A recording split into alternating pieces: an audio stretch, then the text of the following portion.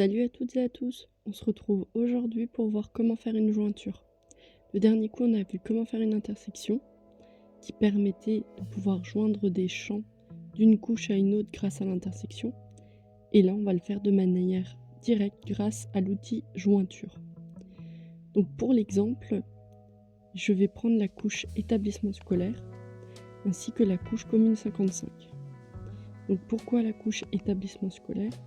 C'est parce que dedans, j'ai une donnée INSEE. Donc là, j'ai le code INSEE qui correspond à la commune où se localise l'établissement scolaire. Et dans commune 55, j'ai des informations sur la commune. J'ai des informations comme la superficie en kilomètres, la densité. J'ai aussi le PCI correspondante ainsi que la population. Donc, qu'est-ce que je vais faire ? On va imaginer que je veux ces détails, on va dire que je veux la superficie et la densité dans la couche établissement scolaire. Donc pour ça, en fait, on va regarder le nom des champs qu'on veut joindre, superf-km et densité, et le champ commun, ça va être INSEE-COM. Donc, je retourne dans l'établissement scolaire, je fais clic droit, propriété, et là j'y suis par défaut, mais souvent on arrive comme ça. Là je vais dans jointure, tout est vide parce que je n'ai aucune jointure en cours. Mais je vais cliquer sur le petit plus, donc comme on peut le voir ça propose ajouter une nouvelle jointure. Et là tout va se passer sur ce panneau.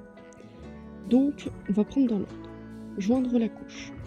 Donc on veut joindre à la couche établissement scolaire des informations de commune 55.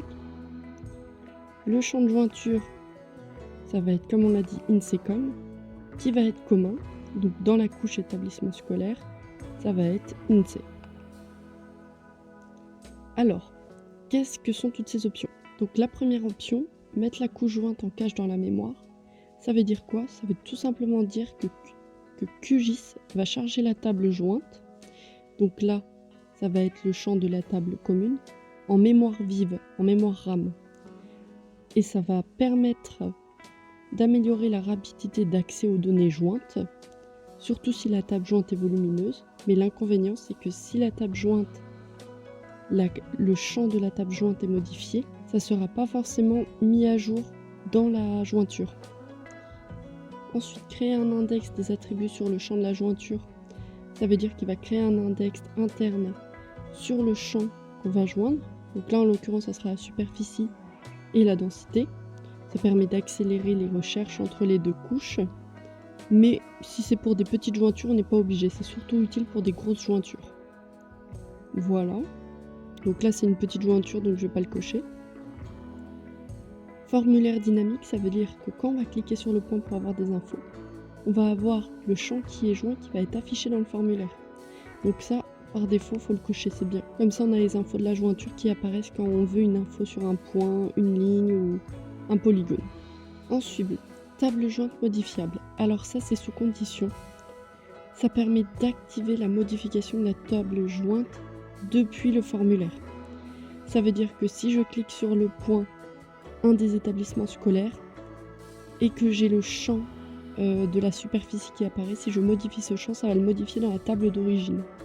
Ça marche que si la couche est dans un GeoPackage avec un certain format ou si on est sur une base de données sur un serveur PostGIS. Mais je crois que ça ne marche pas si c'est un shapefile simple. Mais on va tester pour voir. Donc, mise à jour et insertion lors de l'édition. Donc, on va cliquer là-dessus pour voir. Ensuite, champ joint. Alors, vous avez vu quand on a cliqué là, ça a décoché mettre la couche jointe en cache dans la mémoire parce que comme je vais faire un lien direct, j'ai pas besoin qu'elle soit en cache dans la mémoire. Parce qu'en fait, si je ne coche pas ça, ça veut dire que je ne vais pas avoir les informations en temps réel et pouvoir les modifier. Ensuite, champ joint, ça veut dire que je choisis quel champ je joins. Donc en l'occurrence, c'était superficie et densité. Et personnaliser le préfixe du nom du champ, c'est-à-dire que je peux choisir de mettre un préfixe. Par défaut, il me met le nom de la couche, mais je peux mettre par exemple test-8 et on va voir ce que ça va faire. Ensuite, je fais OK et Et là, on voit qu'elle apparaît ici. Et j'ai le détail. Les champs de jointure communs, c'est INSEE-COM et INSEE. J'ai coché le formulaire dynamique, joindre la table éditable, mise à jour, test. Et voilà. Appliquer. OK. Et maintenant, si je clique avec le petit i sur établissement scolaire, que j'affiche le formulaire, voilà, j'ai test superficie kilomètre qui est ici. Test densité. Et si je fais comme ça, je ne peux pas modifier. Alors attendez. Si je clique et que je mets en mode édition L, non, je ne peux pas modifier. C'est juste des données que je peux visualiser. Donc c'est bien parce qu'on est sur une couche qui n'est pas PostGIS ou GeoPackage. On va regarder comment ça fait lorsque je suis dans ma table. Et donc là, voilà, j'ai bien mes données qui sont ici, qui ont été jointes. J'ai le champ qui a permis la jointure qui est aussi ici. Voilà, et si on veut supprimer la jointure, il suffit de recliquer ici. Là, je peux l'éditer. J'ai le même tableau qui revient, je peux supprimer un champ, le remettre. Je peux vouloir que ça soit plus mise à jour et insertion. De toute façon, ici, ça ne changeait rien. Parce qu'on était sur une couche qui n'était pas dans un serveur ou qui n'était pas un GeoPackage. Je peux encore changer le nom de la jointure, etc. Et je peux la supprimer en faisant supprimer. Et voilà. Et je fais appliquer, OK. Et on est revenu à notre état initial.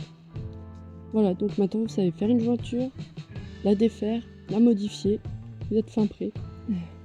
Donc bon courage pour la carto et ciao!